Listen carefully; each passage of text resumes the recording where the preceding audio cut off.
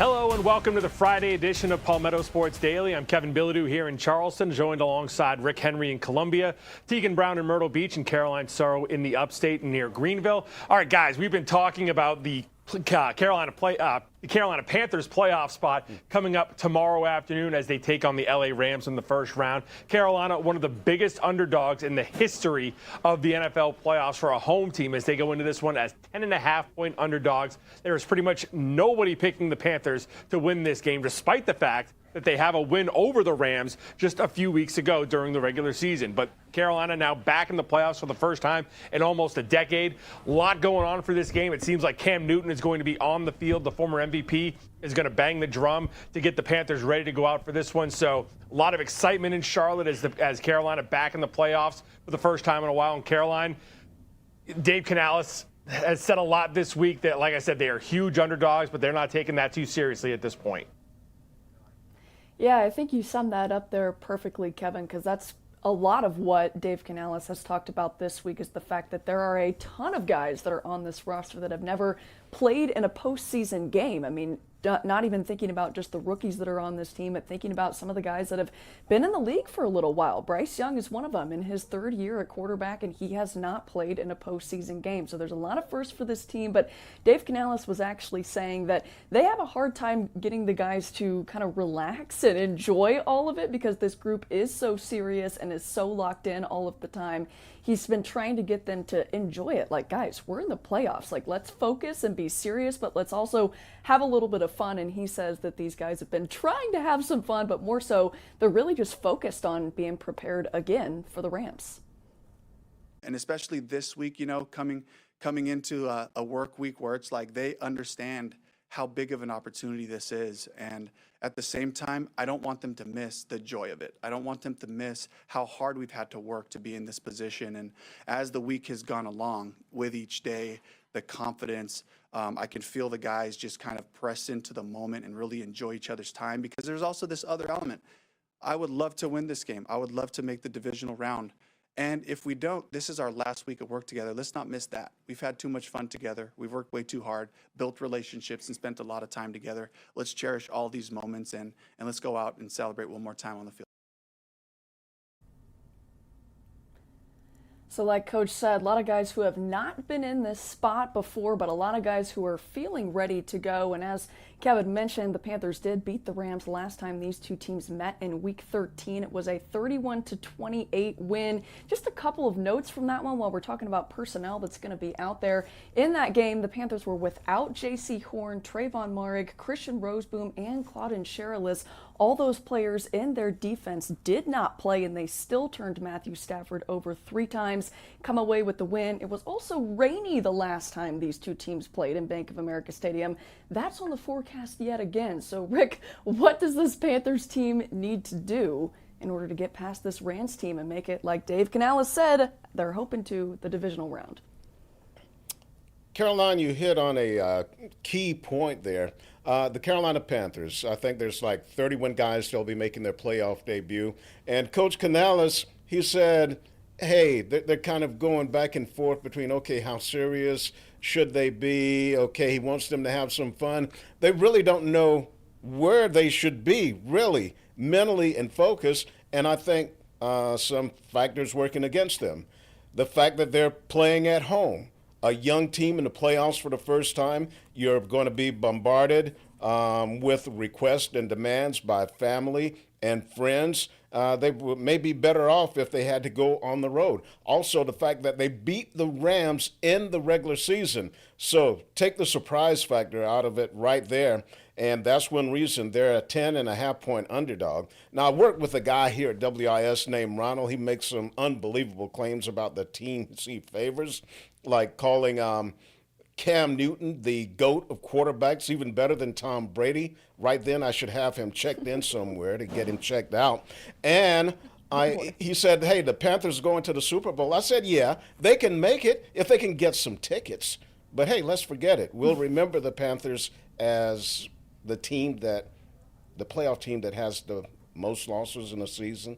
They're going to wind up with 10 double digits. Not good. Yeah, Rick, I'm going to have to jump on that train. Just the fact that they're in the postseason with everything that they haven't done this year. You know, we talk about what teams did to get there, but the Panthers didn't do a lot of things, and they still got there. So we'll definitely have to see in that one, of course. The Panthers playing on Saturday this weekend. Other football news, Coastal Carolina going into the Ryan Beard era, and with that, it is basically an overhaul of this whole roster because now the entire QB locker room has entered the portal. That includes Samari Collier and Tad Hudson, who both jumped on yesterday. Of course, Tad Hudson became the starter after MJ Morris was pulled after 2 games. MJ Morris entered the portal earlier this week, so Tad Hudson goes in, becomes the starter. After that, he gets injured in the ULM game. So in the ULM game, that's when Samari Collier goes in. There were a lot of quarterback lines this year, different plot lines happening for the team. So now all of the quarterbacks are in the portal. And then looking at Coastal for next year, just what they've built so far, the only 2 QBs they have at the moment, it's Deuce Bailey, a transfer from Missouri State, of course, following Ryan Beard. That was his previous stop. And then they've also got a 3-star commit, Osiris Lopez, who I know a lot of Coastal fans were really excited about, but they were also really nervous when Beck got fired that it wouldn't be someone that they would get on this roster. So lots and lots of shots going into the portal outside of the QB room as well. Bryson Graves hopping on that train the other day. So it'll be a whole new year for Coastal. I feel like over these past few years that I've been covering them, guys, you know, at the end of the season, I've had to say, all right, more than 30, 40, 50 shots have jumped in the portal. But this is just a whole different story, Kevin. This is an entire overhaul. Yeah, and Ryan Beard is riding with his guys. You kind of have to respect that it seems like every guy is coming over with him from the school he was at. So it's a big move for all of them. And, you know, I would be a little bit worried about that, but we've seen this work before. We see it in Indiana right now, where last year Kurt Cignetti came over from James Madison, brought over pretty much the entire James Madison roster with him to Indiana. And everyone thought, how is, you know, an Indiana team going to compete in the Big Ten when they're playing with the James Madison roster? And it worked out pretty well. They went undefeated for most of the season and made the college football playoff. Some of those guys still there as they get ready to play in the college semifinal coming up later tonight. So there's a precedence that this can work, but I might like to see a little bit more diversity in that roster coming up in the coming weeks. We're just getting going here on Palmetto Sports Daily. We're going to be back right after this.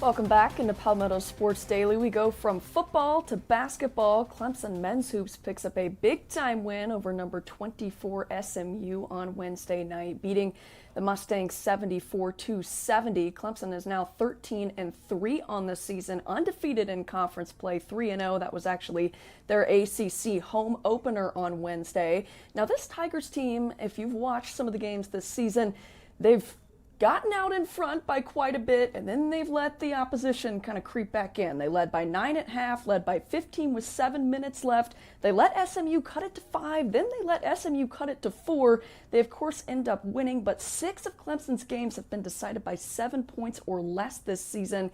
Here's head coach Brad Brownell talking about that, and then also the team talking about their all reliable in the midst of all that, who's helped them propel them to those wins, get them over the hump, and win in those close games, which is RJ Godfrey. Well, theirs might be good. Mine's not as. But I want our team to play aggressively. But most games that we're going to be in, if we win them, are going to be like this. And, you know, we have an older team.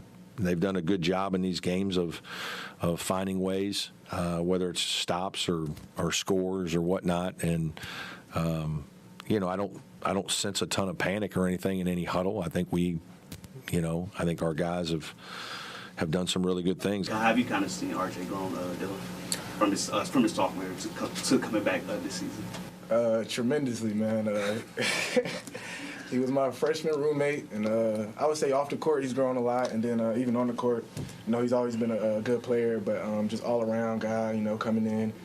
He affects winning, like we said, and, you know, he's an everyday guy, so he comes in even with energy, and now you're in there just scoring, just everywhere. In practice, he's everywhere. His voice is everywhere. And, yeah, we love him here at Clemson. Appreciate that, Bill.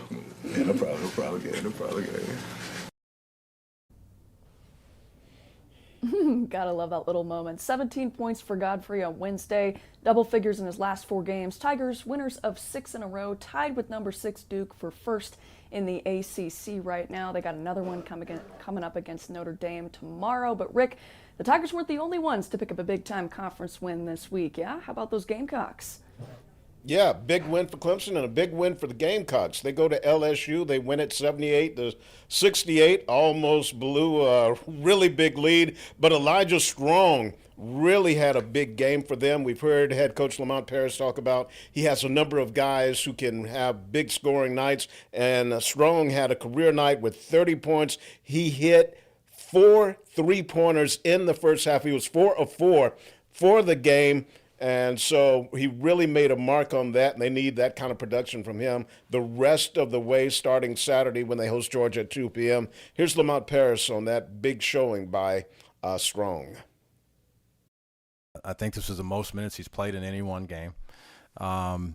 So that was part of it. But his gifts, his natural gifts are as an offensive guy. As a scorer, he can score in a variety of ways. He's pretty versatile. Even how he helps generate offense. He's got a good feel for what to do and when, typically. So that's where his gifts are. Yeah, and the Gamecocks, they went crazy from three-point land. That's something we've been waiting to see all season long. They can't shoot like that high a percentage every night, but it's a good beginning to conference play as they're 1-1. Teagan? Yeah, Rick. Well, it's a different story for Coastal with conference play. They're 5 games into Sunbelt play right now, but they're 1-4 on the year after a loss at Old Dominion last night. The Chants falling 70-66, and that's because of a slow start for them. They missed their first 11 field goal attempts, and that just set them up for failure. They were down 28-24 at halftime, looked like they could come back, but second half, both teams had a big surge, 42 points in the second half for both the Monarchs and the Chants, but it just was not enough for the Chants to come out on top in this one, so their struggle continues. We'll have to really see how they do next. They are hosting App State at home tomorrow. Hopefully the hometown crowd gives them a little bit of an advantage. It didn't help them out too much last night. But Rashid Jones, A.J. Dantzler, Joshua Beadle still continue to be huge impact players for the team. Rashid Jones leading the team last night with 17 points. So, again, they play App State this weekend. Kevin, how about you over there in the Low Country? Yeah, we've got a busy weekend coming up here as all 3 of our teams going to be playing home games coming up on Saturday. Starting off here with the College of Charleston. They're coming off a win on Monday at home when they took on William and Mary. They're going to be home tomorrow afternoon at 5 o'clock on Saturday when they take on Hampton. Now, the College coming in on a 6-game winning streak. This is as good as they have played throughout the entire season. There you see Jalen Counter. He's the reigning CAA Player of the Week, second time this season he has won that award. One of the big things for the College, though, has been the return of Colby Dugan. He was all conference last season playing at Campbell, made the transfer over to CFC this year, missed the first several weeks of the season with a couple of injuries. He's been back in the lineup. He has made a huge difference as he's been a big reason why CFC is on this win streak now as they get ready to play another home game coming up tomorrow afternoon. Charleston Southern also going to be home tomorrow afternoon. That's a 2 o'clock game as they take on Hampton. Now, the Bucks coming off a loss on Wednesday night when they were on the road against Winthrop. But the thing for CSU so far this season, they are undefeated at home. They are 7-0 in the Buck Dome so far this season, and they really need that luck to keep going because they bring in a Hampton team, or I'm sorry, not a Hampton team. They bring in a High Point team that is 3-0 in the Big South this season. They are at the top of the standings right now, so a win over High Point on Saturday would be a huge thing for Charleston Southern as they try to work their way towards the top of those Big South standings. Finally, things kick off at 1 o'clock tomorrow afternoon with the Citadel. They're going to be over at McAllister Fieldhouse when they take on Western Carolina. And the struggles have just been real for Ed Conroy and the team so far this season. They lost again on Wednesday. They were on the road at Mercer, fell by, I believe it was 38 points. The Cid at 3-13 on the season so far this year. And I know I've mentioned this a bunch, but it keeps being a relevant stat. the SID does not have a victory over a Division I program so far this season. Now, Western is near the bottom of the standings in the SoCon as well. They've only got, I believe, 5 wins on this season. So this could be one of the best chances for the SID to pick up a conference win and a Division I win coming up this Saturday. So it would be really good to see Ed Conroy and his guys come through with a victory over at McAllister coming up on Saturday. We'll have much more on all these games coming up on Monday. That's going to do it for this segment of Palmetto Sports Daily. We'll be back right after this.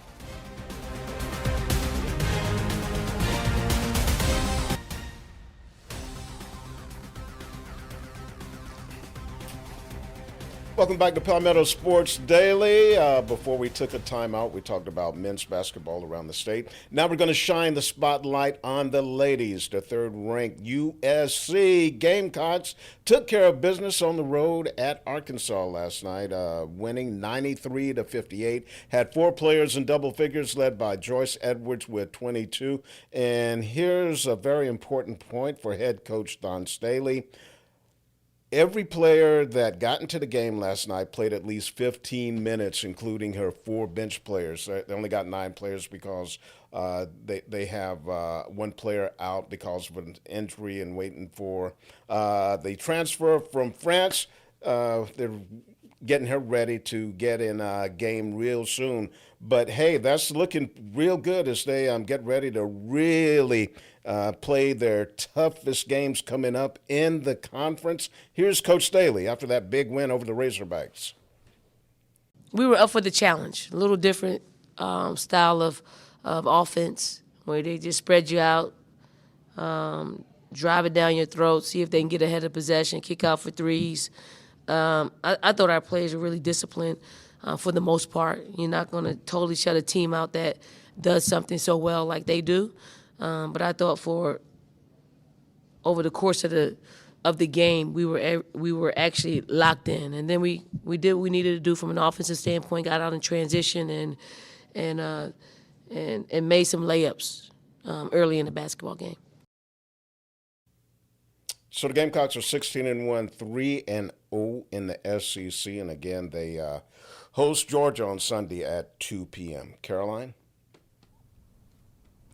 Yeah, Rick, the Gamecocks, again, like we were talking about the men, not the only ones to pick up another big conference win. Clemson women's basketball was at home at Littlejohn Coliseum hosting NC State. They end up winning it 75-65. And guys, this is the first time that the Tigers have beat the Wolfpack in 15 years. I mean, think about that. That's a long stretch of time. Sean Poppy has this team absolutely humming right now.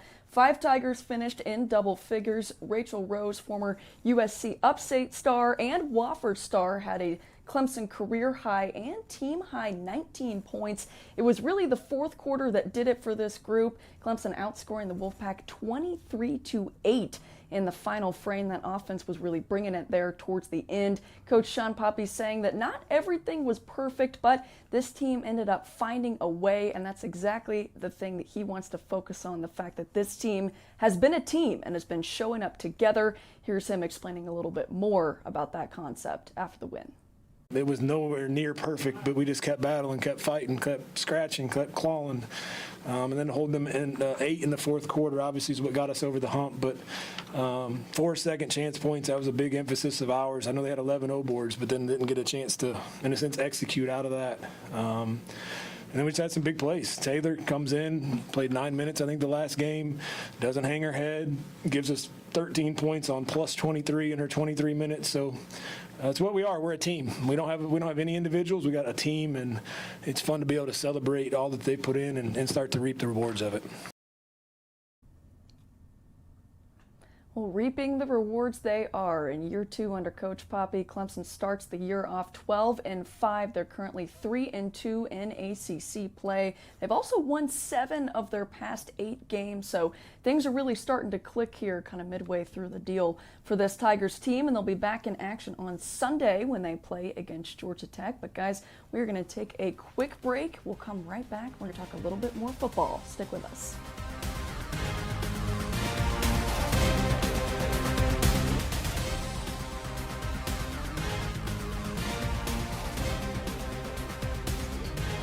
We've already talked some football on today's show, including all about the Panthers' playoff chances. But here in the final block of our show, we're each going to pick our wild card game and who we think is going to win that matchup. So I'll start, then we'll go around the table. I'm going to take the Buffalo Bills over the Jaguars, and I'm not just saying that because I'm a Bills fan. I'm saying that because I really think that Josh Allen performs extremely well against the zone. I think that's something that the Jaguars are going to continue to push here in this postseason. I think that the rushing attack from Buffalo is fantastic, and I think that they're going to take the win in this one, Kevin. What a homer pick. Come on. That's ridiculous. Let's be a little professional here, Come Teagan. on. I'm taking the No. Patriots. Wait a and, minute. They're not moving on. coming from Kevin. Wait a minute. Yeah, look who's What? talking. What? I'm taking the Patriots. The They're guy the who 2 seed. picks They're the all the best team teams that are playing going this to immediately weekend. win. Yeah, yep. Yeah, there you go. Sorry. I just picking the winners. That's what we do here. Patriots get the victory. Yeah, Rick, what do you got? Hey, I'm going to be in Charlotte tomorrow covering the Panthers and the Rams. Should be a great atmosphere. The Panthers fans, they're starving for this, but I don't think it's going to help them. I'm taking the Rams. Caroline? Oh, I was scared you were going to take the Panthers for a second. Haters. Oh my gosh, come on. I am not Haters. going to pick the Panthers though, but I am going NFC. I'm going to pick the 49ers over the Eagles. I know that it's in Philly. I know that the Eagles are a 3-point favorite, but guys, Brock Purdy, he's going to be doing the Dougie in Philly. I just have a feeling the Eagles have been spotty this season. I can't not have the 49ers move on with the way this team has played in the last couple weeks, with the exception of that Seahawks game in the final week of the season. So, should be fun one, guys. We'll be following along, and some of us will be there in Charlotte with the Panthers tomorrow. Thanks for joining us. Have a great weekend, and we'll see you back here on Monday.